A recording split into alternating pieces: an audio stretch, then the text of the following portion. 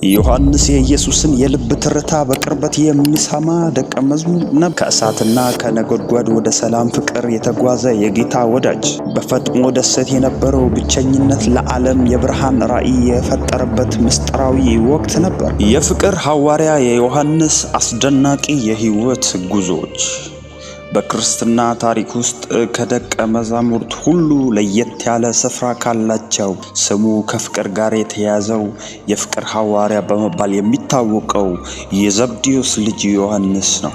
ይህ ሰው ማን ነበር? ከአሳ አስጋሪነት ወደ ክርስቶስ የቅርብ ወዳጅነት እንዴት ተሸጋገረ? በሕይወቱ የመጨረሻ ዘመን በፈጥሞ ደሴት ያየው ምስጢራዊ ራእይ ለዓለም ምን መልእክት አለው? ዛሬ በዝርዝር የምንመለከት ይሆናል። የመጀመሪያ ሕይወቱ በገሊላ ባህር ዳርቻ ከአባቱ ከዘብዴዎስ እና ከወንድሙ ያዕቆብ ጋር አሳ በማጥመድ ላይ ሳለ ኢየሱስ ጠራው። ዮሐንስ ከሦስቱ የውስጥ ደቀ መዛሙርት ጴጥሮስ፣ ያዕቆብ እና ዮሐንስ አንዱ ነበር። በተለይም በምግብ ጊዜ በጌታ ደረት ላይ ይደገፍ የነበረው እርሱ ነበር። የቁጣ ልጅ በመጀመሪያ ደረጃ ንዴታቸው ፈጣን ስለነበረ ኢየሱስ እርሱንና ወንድሙን የነጎድጓድ ልጆች ብሎ ጠርቷቸው፣ ይህም የሚያሳየው ዮሐንስ ከመንፈሳዊ ብስለት በፊት የነበረው ተፈጥሯዊ ጠንካራ ስሜት እንደነበረው ይናገራል። ከሁሉም ደቀ መዛሙርት መካከል በመስቀል ስር የተገኘው የጌታን ስቃይ በቅርበት ያየና የእናቱን ማርያምን እንክብካቤ በአደራ መልክ የተቀበለ እርሱ ነበር። ከትንሣኤ በኋላ ወደ መቃብር ከጴጥሮስ ጋር በሩጫ ቀድሞ የደረሰውና ባዶ መቃብሩን አይቶ ያመነው ዮሐንስ ነበር። ይህን ጊዜ ለዮሐንስ የጥልቅ እምነት መጀመሪያ ነበር። በቤተ ክርስቲያን መጀመሪያ ዘመን ዮሐንስ የጴጥሮስ ዋና አጋሩ ሆኖ ሰርቷል። በተለይም በፈውስ እና በስብከት። በስደቱ ዘመን በዶሚቲያን ዘመን መንግስት ለክርስቶስ ምስክርነቱ ስል ወደ ፈጥሞ ደሴት ተሰደደ። በዚያም በብቸኝነት ራብ እና ድካም ውስጥ ሆኖ የራእይ ዮሐንስ የተሰኘውን ታላቅ መጽሐፍ አበረከተ። በእርጅና ዘመኑ በኤፌሶን ሲያገለግል አካላዊ ብርታቱ ሲቀንስ እንኳን በየጉባኤው ይሄድና ልጆች ሆይ እርስ በርሳችሁ ተዋደዱ የሚል መልእክት ብቻ ያስተላልፍ እንደነበረ ታሪክ ያስታውሳል። የጻፋቸው መጽሐፍቶች የዮሐንስ ወንጌል፣ ሦስቱ መልእክታት እና ዮሐንስ ራእይ። ዮሐንስ ወንጌል ትኩረት ኢየሱስ ክርስቶስ አምላክ መሆኑን በማረጋገጥ ላይ የተመሰረተ ነበር።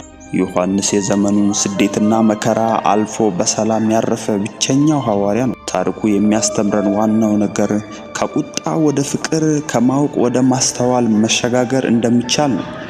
ዛሬ የምንማረው ይህንን የፍቅር ትምህርት ነው። የዮሐንስ ታሪክ እንደተዘከረ እና በሕይወታችሁም ፍቅርን እንደተማራችሁ ተስፋ አደርጋለሁ። ቶሎ ይሆን ዘንድ የሚገባውን ነገር ለባሪያዎቹ ያሳይ ዘንድ እግዚአብሔር ለኢየሱስ ክርስቶስ የሰጠው በእርሱም የተገለጠው ይህ ነው። ኢየሱስም በመልአኩ ልኮ ለባሪያው ለዮሐንስ አመለከተ። እርሱም ለእግዚአብሔር ቃልና ለኢየሱስ ክርስቶስ ምስክር ላየውም ሁሉ መሰከረ። ዘመኑ ቀርቧልና የሚያነበው የትንቢቱን ቃል የሚሰሙትና በውስጡ የተጻፈውን የሚጠብቁ ብፁዓን ናቸው። ዮሐንስ በእስያ ላሉት ለሰባቱ አብያተ ክርስቲያናት ካለውና ከነበረው ከሚመጣውም በዙፋኑም ፊት ካሉት ከሰባቱ መናፍስት ከታመነውም ምስክር ከሙታንም በኩር የምድርም ነገሥታት ገዢ ከሆነው ከኢየሱስ ክርስቶስ ጸጋና ሰላም ለእናንተ ይሁን። ለወደደን ከኃጢአታችንም በደሙ ላጠበን መንግሥቱም አምላክና አባት ካህናት እንድንሆን ላደረገ ለእርሱ ከዘላለም እስከ ለዘላለም ድረስ ክብርና ኃይል ይሁን፣ አሜን። እነሆ ከደመና ጋር ይመጣል፣ ዓይንም ሁሉ የወጉትም ያዩታል፣ የምድርም ወገኖች ሁሉ ስለ እርሱ ዋይ ዋይ ይላሉ። አዎን አሜን። ያለውና የነበረውም የሚመጣውም ሁሉንም የሚገዛው ጌታ አምላክ አልፋና ኦሜጋ እኔ ነኝ ይላል።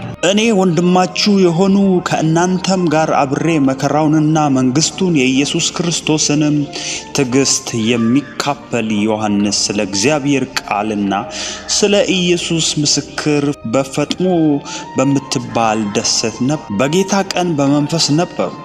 በኋላዬም የመለከትን ድምፅ የሚመስል ታላቅ ድምፅ ሰማሁ። እንዲህም የሚታየውን በመጽሐፍ ጽፈ ወደ ኤፌሶንና ወደ ሰምርኔስ፣ ወደ ጴርጋሞንም፣ ወደ ቲያጥሮንም፣ ወደ ሰርዴስም፣ ወደ ፊላደልፊያም፣ ወደ ሎዶቅያም በእስያ ወዳሉት ወደ 7ቱ አብያተ ክርስቲያናት ላካል። የምናገረኝንም ድምፅ ለማየት ዘወር አልኩ ብዬ 7 የወርቅ መቅረዞችን አየሁ። ከመቅረዞችም መካከል የሰው ልጅ የሚመስለውን አየሁ። እርሱም እስከ እግሩ ድረስ ልብስ የለበሰ ደረቱም በወርቅ መታጠቂያ የታጠቀ ነበር። ራሱና የራሱ ጸጉሩም እንደ ነጭ የበግ ጸጉር እንደ በረዶም ነጭ ነበሩ። ዓይኖቹም እንደ እሳት ነበልባል ነበሩ። እግሮቹም በእቶን የነጠረ የጋለ ናስ ይመስሉ ነበር። ድምፁም እንደ ብዙ ውሃዎች ድምፅ ነበር።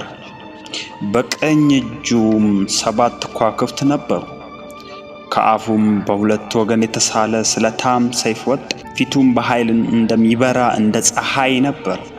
ባየሁትም ጊዜ እንደ ሞተ ሰው ሆኜ ከእግሩ በታች ወደቅሁ።